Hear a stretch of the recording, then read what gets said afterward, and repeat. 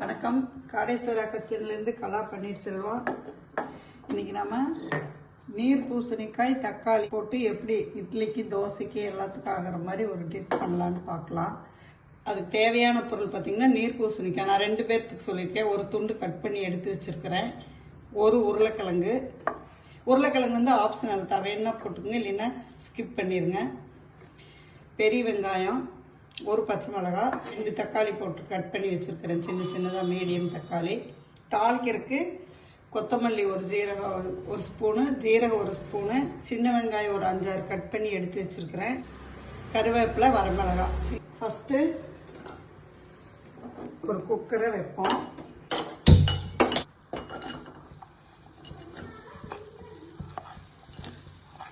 நீர் பூசணி, உருளைக்கிழங்கு, தக்காளி, பெரிய வெங்காயம், பச்சை மிளகாய், ஒரு 1/2 டம்ளர் தண்ணி. ஏன்னா நீர் பூசணிக்காய் தக்காளி எல்லாமே தண்ணி விடும், அதனால் தண்ணி மட்டும் கொஞ்சம் பார்த்து சேர்த்துக்கோங்க. மஞ்சத்தூள், உப்பு தேவையான அளவு போட்டு மூடி வச்சு இதை ஒரு 3 விசில் விட்டு எடுத்துக்குவோம். தட்டி வச்சுட்டேன். இப்போ எண்ணெய் கொஞ்சம் ஊற்றிக்குவோம்.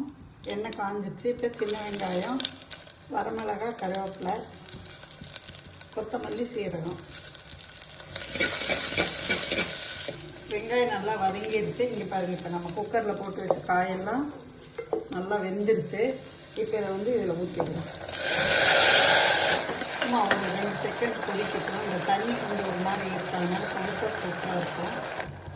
அவ்வளோதான், நீ கடைஞ்சிருவோம். முருங்கைத்தலையும் ஆப்ஷனல் தான். அதே மாதிரி உருளைக்கிழங்கும் நீங்கள் வேணும்னா போட்டுக்கோங்க, வேண்டாம்னா ஸ்கிப் பண்ணிடுங்க.